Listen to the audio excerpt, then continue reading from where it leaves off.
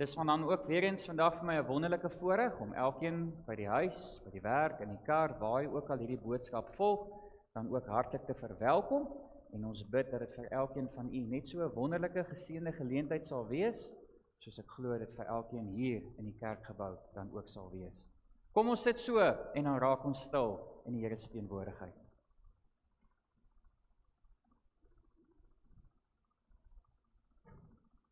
Met groot opgewondenheid, Here, wetend wat vandag 2026 jaar terug gebeur het, loof en prys ons die groote naam. Ons sê dankie dat ons in die bevoorregte posisie is om hier in die kerk vanaf u geboorte, die aardse bediening, die kruisiging, die opstanding en al die ander aspekte wat nog volg later in hierdie kerkjaar, dat ons dit een na die ander kan herdenk. Die wete dat dit nie net mites is nie, maar dat dit die realiteit is. En dat ons met die skrif voor ons kan besig raak, al die beëdigde verklaringe kan deurlees wat oor en oor hierdie realiteit vir ons deurgee. Naamlik, Jesus leef. Hy het opgestaan. Daarom, Here, bid ons, seën ons vandag met u lewende woord. Maak ons ontvanklik vir u stem. Ons bid dit in u groot naam alleen. Amen. Vriende, vandag, soos ons reeds vir mekaar gesê het, is vir gelowiges 'n groot en besonderse dag. En ek dink dit is vir ons elkeen 'n belangrike dag weens twee redes. Eerstens, op hierdie spesiale Sondag herdenk ons die oop en die leë graf van ons Here Jesus Christus. Vandag herdenk ons die feit dat hy opgestaan het en dat hy lewe. Gepaard hiermee herdenk ons vandag die wete dat hy beide die dood oorkom en die bose oorwin het. Ons herdenk vandag die wonderlike wete dat weens sy opstanding het die ewige koninkryk vir elke gelowige aangebreek, volkome aangebreek. Vandag is ons hier by mekaar om die Here Jesus Christus te loof en te prys as die Seun van God in sy volle opgestane heerlikheid. Dit alles saam vorm die een rede waarom vandag so uiters kosbaar en uiters belangrik is. Maar weet jy wat, vriende, daar's 'n tweede aspek wat net so van kardinale belang is. Behalwe vir die feit dat vandag dien as 'n dag van herdenking, dien Opstandingssondag ook die doel om elkeen van ons te bring by 'n punt van introspeksie, by 'n punt van selfondersoek. Op hierdie spesiale Sondag moet u en ek, moet ons onsself opnuut afvra, ons wat onsself as kinders van die lewende Here bestempel. Ons moet onsself afvra, het ons ook reeds volkome geestelik saam met die Here Jesus Christus opgestaan in 'n nuwe lewe? Want jy sien, vriende, behalwe vir die aspek van herdenking, handel Paasfees tweedens ook oor identifikasie. Toe Jesus aan die kruis gesterf het die gelowiges saam met hom gesterf. En toe hy die graf uit opgestaan het en uitgeloop het die gelowiges saam met hom opgestaan in 'n nuwe lewe in. Dit beteken dat die ou jy, die een wat aanvanklik gedefinieer was deur sondes, deur foute, deur teleurstellings, daardie persoon is vandag dood. Daardie persoon bestaan nie meer nie. Dit is verby. U en ek, vriende, ons is veronderstel om vandag deel te hê aan 'n splinternuwe opstanding werklikheid. Dit vorm die fondament van die Christelike lewe. Binne hierdie nuwe werklikheid probeer ons nie meer van so 'n aard leef dat ons God se guns probeer wen nie. Nee, ons lewe vanuit die wete dat die oorwinning reeds namens ons behaal is. Ons is gered, ons is verlos, ons is skoon gewas. Ons het 'n nuwe identiteit, ons het 'n nuwe adres. Maar weet jy wat, vriende? Hierdie kan slegs gebeur as ons 'n aandeel het aan die Here Jesus Christus se opstanding. Hierdie kan slegs gebeur as ons volkome ingekoop het in hierdie groot historiese gebeurtenis. Hierdie kan slegs gebeur as Paasondag vir ons, menende vir my en vir jou, nie net 'n spesiale dag van intellektuele herinnering is nie, maar ook 'n dag van volle oorgawe. Daarom die vraag: het jy werklik al volkome saam met die Here Jesus Christus opgestaan? Nou as ons blaai na Kolossense hoofstuk 3, is dit presies die onderwerp waaroor Paulus aan die gemeente in Kolosse skryf. En ek lees vir ons die eerste 4 verse. Hy sê vir hulle: aangesien julle saam met Christus uit die dood opgewek is, moet julle strewe na die dinge daarbo waar Christus is, waar hy aan die regterhand van God sit. Rig julle gedagtes op die dinge wat daarbo is, en nie op die dinge wat op die aarde is nie, want julle het gesterwe, en julle lewe is saam met Christus verborge in God. Wanneer Christus, wat julle lewe is, by sy wederkoms verskyn, sal julle ook saam met hom verskyn en in sy heerlikheid deel. Met ander woorde, anders gestel, wat sê Paulus hier vir hierdie gemeente? Hy sê vir die gemeente in Kolosse die volgende, hy sê: julle ken die teorie, julle ken dit. Ek persoonlik het dit aan julle gebring. Julle herdenk die teorie. Julle glo en julle bely intellektueel die teorie. Maar dit kan nie net by 'n teorie bly nie. Daar moet vervolgens ook 'n oorgawe wees. Daar moet 'n inkoop wees. Daar moet 'n uitleef wees van hierdie spesiale en wonderlike verlossingsleer. Ons kan dit nie net bly dink en sê nie. Ons moet dit ook wys en doen. En dit is hoekom as 'n mens verder lees vanaf vers 4, dan sien 'n mens net daarna so 'n opskrif bokant vers 5, waar Paulus dit noem die ou en die nuwe lewe. Van die opstanding moet jou verander. Die inkoop, die uitleef moet van jou 'n nuwe, 'n ander mens maak. Nou ek sien in my verbeelding, na die lees van hierdie eerste vers 4 verse in hoofstuk 3, hoe die gemeente in Kolosse heel moontlik na mekaar kyk en dan eenparig terugdraai na Paulus en eenparig aan hom die vraag vra: maar apostel Paulus, hoe doen ons dit? Ons hoor wat jy sê, maar hoe gaan ons te werk?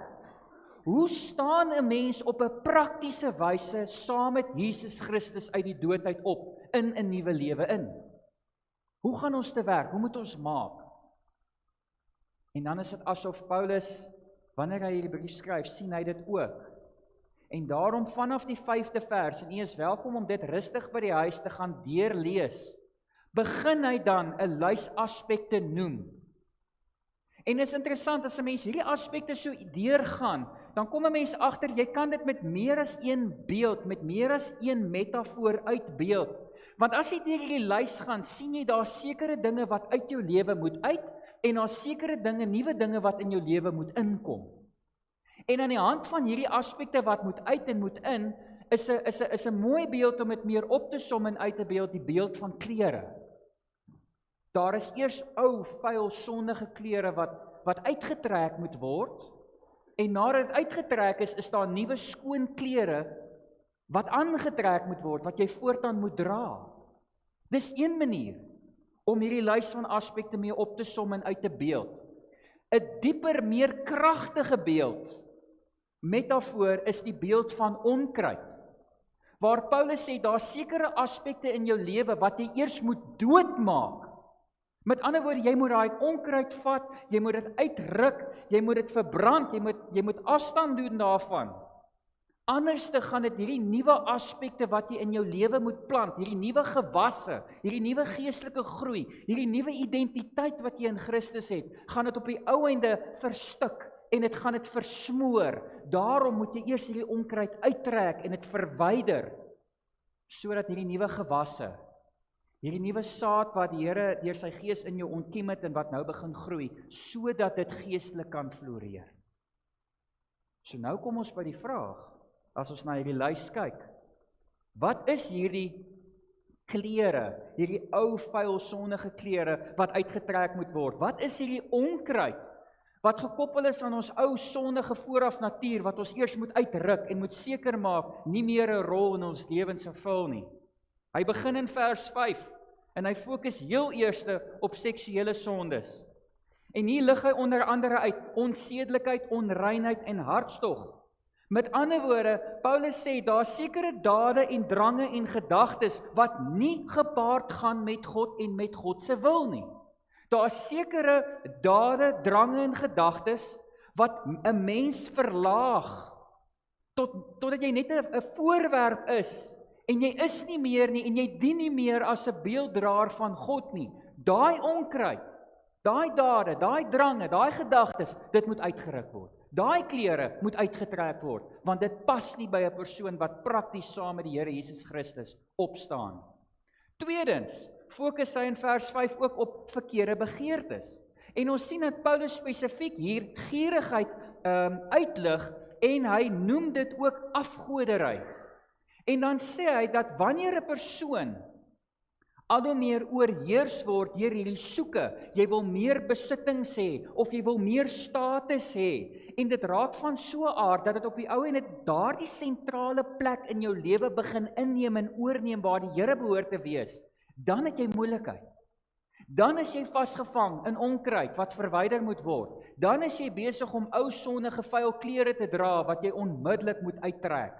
Moenie dat sulke goed die oorhand en die beheer oor jou lewe hê nie, want dit gaan nie gepaard met 'n persoon wat opnuut prakties saam met die Here Jesus Christus opgestaan het.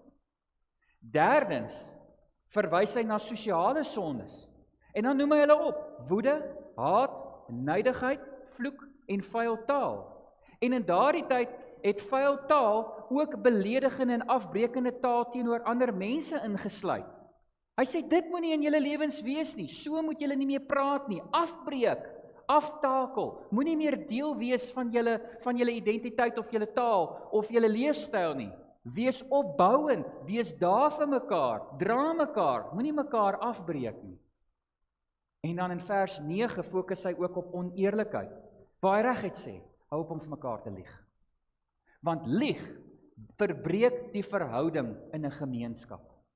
Hy sê dat as jy waarlik opgestaan het saam met die Here Jesus Christus, dan is daar nie meer plek vir die ou klere van bedrog in jou gesprekke nie.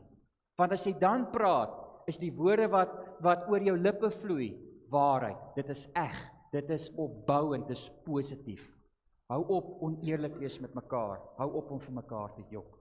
Dis 'n paar punte wat hy sê, deel vorm van hierdie onkruid wat moet uitgetrek word, hierdie ou sondige klere wat ons moet van ontslaa raak. En daarteenoor noem hy dan vervolgens aspekte wat ek en jy as nuwe mens, wat bely dat ons kinders van die lewende Here is, dan moet aantrek. En hy sê in vers 12, eerstens, handel dit oor innerlike deugde. Nou onder hierdie punt is daar 3 aspekte wat hy uitnoem. Hy sê eerstens medelee en vriendelikheid. Met ander woorde om ander se nood raak te sien en met guns teenoor hulle en in daardie omstandighede op te tree. Hy verwys na nederigheid en sagmoedigheid, menende om nie jouself bo ander te stel nie, maar wees eerder meer bereid om ander te dien. Sien jouself as minder en nie as meer nie. Sien jouself eerder onder iemand anders as bo iemand anders. Hy verwys na geduld, om ander mense se verskille, hulle foute, hulle stadige groei te verdra, sonder om net eenklaps moedeloos te raak en hulle te verstoot. Hy gaan voort in vers 13, waar hy spesifiek fokus op vergifnis. En dan sê hy vir ons moet mekaar op dieselfde wyse verdra, soos wat die Here die mens verdra het. Ons moet bereid wees om vir mekaar te vergewe op dieselfde wyse soos wat die Here Jesus Christus ons vergewe het. Met ander woorde, hy stel die standaard vir ons nogal hoog. Maar dis hoe 'n persoon lyk en leef, wat nie net teoreties bely dat hy saam met Christus opgestaan het nie, maar wat dit ook prakties wil toon. En dan in vers 14, sluit hy sekerlik af met die belangrikste een van alles, wat handel oor liefde. Wat hy sê, liefde is die band van volmaaktheid. So as daar nie liefde is nie, kan nie een van hierdie aspekte wat ons voor hierheen genoem het, realiseer nie. Liefde is die band wat alles in mekaar hou en wat die prentjie op die ou einde volkome voltooi. En weet jy wat, vriende, as hierdie aspekte van uittrek en aantrek wat ons nou na gekyk het, nie genoegsaam is nie, kan ons ook Romeine 6, wat ek net nou vir ons gelees het as die wet, kan ons ook hier intrek. Uit daai gedeelte kry ons ook praktiese wenke om die vraag te help antwoord, maar hoe staan ek op 'n praktiese wyse saam met die Here Jesus Christus op? En as u kan onthou, vers 4, handel dit oor 'n nuwe lewenswandel, waar Paulus skryf, moenie bekommerd wees oor die pad vorentoe nie. Die krag wat vir Jesus opgewek het uit die dood, is dieselfde krag wat voortaan by jou sal wees op hierdie nuwe lewenspad wat jy moet stap. Dis dieselfde krag wat jou sal dra en vergesel deur elke beproewing, deur elke uitdaging wat voortaan oor jou pad gaan kom. Wees afhanklik van daai krag. In verse 6 en 7 van Romeine 6 fokus hy op die bevryding van sondes, waar hy sê, ek en jy hoef nie meer te leef met hierdie ingesteldheid in ons agterkop, dat ons nog slawe is, of gevangenes is, van ons sondige natuur nie. Die Here Jesus Christus het daardie houvas kom breek, ons het nou vryheid. Ek en jy kan nou met groter vrymoedigheid nee sê vir dit wat verkeerd is, want ons het die Gees van die Here in ons. Daai bande is gebreek. Ons is nie meer op pad hel nie, ons is verlos, ons is skoongewas, ons is vrygespreek van al ons oortredinge. Hy gaan voort in vers 10 en 11, waar dit handel oor om lewend te wees vir God. En dit behels 'n kopskuif, dat ek en jy moet voortaan met presies dieselfde strewe begin leef, soos wat Jesus gedoen het tydens sy aardse bediening, naamlik dat ons onsself 100% oopstel vir die Here se leiding. Hoe sê die Here Jesus Christus herhaaldelik in die evangelies? Ek het net dit gedoen wat die Here vir my gesê het om te doen, wat hy vir my opdrag gegee het om te doen. Ek het gegaan waarheen hy my gestuur het, ek het gesê wat hy vir my gevra het, alles wat ek gedoen het, was alleenlik weens die gehoorsaamheid aan die Here. En daardie selfde ingesteldheid moet ons vervolgens hê. En hoe doen ons dit? Deur meer fokus te plaas op die stem van die Heilige Gees. Deur die Heilige Gees te vra, praat nog meer en nog harder en nog duideliker binne elkeen van ons, sodat ons kan weet wat verwag die Here van ons, sodat ek kan weet wat ek moet doen, waar ek moet gaan, hoe ek moet optree. En dan op die ou ene kan ons mekaar sê, as 'n mens hierdie twee gedeeltes langs mekaar plaas, dan val die fokus binne Kolossense daarop, dat Kolossense wil vir ons kom sê, vir hierdie praktiese opstandingspaadjie vorentoe, kyk op. Kyk op na die Here. Hy gaan daar wees vir jou, hy gaan jou help. En Romeine 6 kom moedig ons aan en sê, ek en jy kan met vertroue vorentoe loop, want die Here sal by ons wees. Kolossense fokus op die opkyk, Romeine fokus op die vorentoe kyk. Sonder skaamte, sonder vrees, wetend, die Here gaan saam met ons. En op daardie noot wil ek vandag se diens dan afsluit.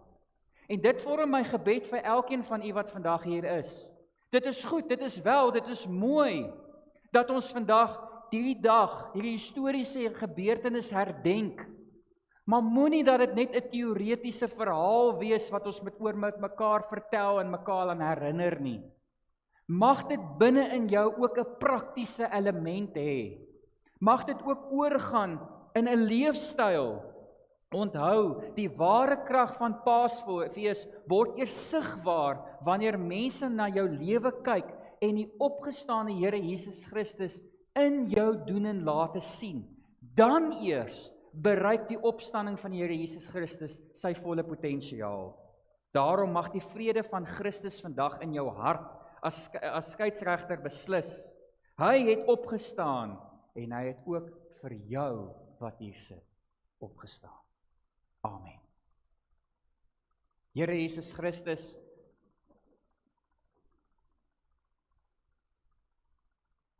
dit is so waar dat ons so maklik kan vashak by die teoretiese deel van vandag se gebeure.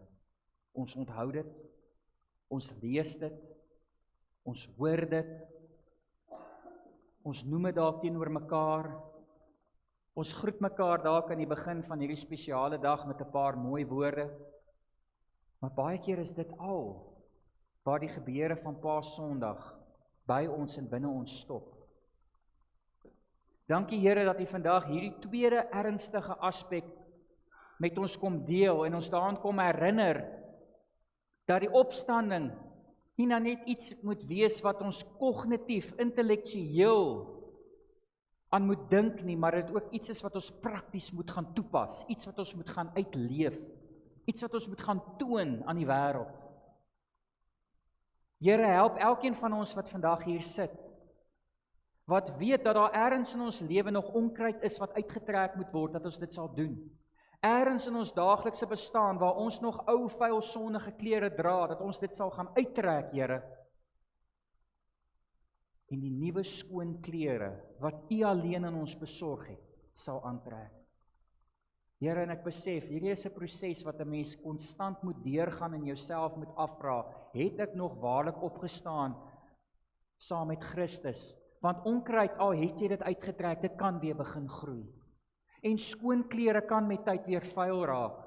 Daarom is dit nodig, Here, en daarom bid ek dat dit nie net 'n eenmalige gebeurtenis in ons lewe sal wees nie, maar dat ons telke male, keer op keer in ons stilte tyd sal vra, lewe ek nog volgens die Here se wil? Volg ek nog in sy voetspore, of het die sondige natuur my dalk weer laat dwaal? Het ek dalk hierdie afgelope tyd weer begin afdwaal en wegdwaal vanaf die Here se wil? En dankie Here, soos ons in die begin van die diens gesê het, dat ons met vrymoedigheid weens opstanding sondig, wanneer ons besef ons het oortree, dan kan ons kom stil raak by U voete en ons kan sê, Here, ons is jammer. Ons is jammer, bring ons net weer in lyn met U wil. Bring ons asseblief net weer in lyn met U woord, met U opdragte. Vergewe ons waar ons U te na gekom het. Vergewe ons waar ons U seer gemaak het. Vergewe ons waar ons U reëls oortree het. Was ons asseblief opnuut weer skoon. Kom trek opnuut net weer daai onkruid uit en kom gee net weer vir ons nuwe klere.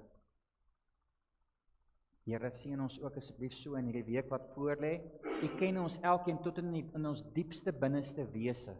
U weet wat op hierdie stadium vir elkeen van ons vreugde bied, maar U weet ook wat is daardie aspekte waarmee ons op hierdie stadium worstel. By die werk, by die huis, waar ook al. Siekte, rou, bekommernis, angstigheid, wat dit ook al mag wees, Here, ek vra dat U ook in besonder by elkeen van ons sal intree. En dankie, dat ons vanoggend na hierdie 7 kersse kan kyk wat U voorbrand, en kan weet wat dit simboliseer, dat dit lewe simboliseer, dat dit die opstanding simboliseer, die wete, U het die dood oorkom, die bose oorwin, en daarom is daar ook vir my 'n hoop, 'n nuwe toekoms, 'n nuwe adres. Ons loof en ons prys U groot naam daarvoor. Amen.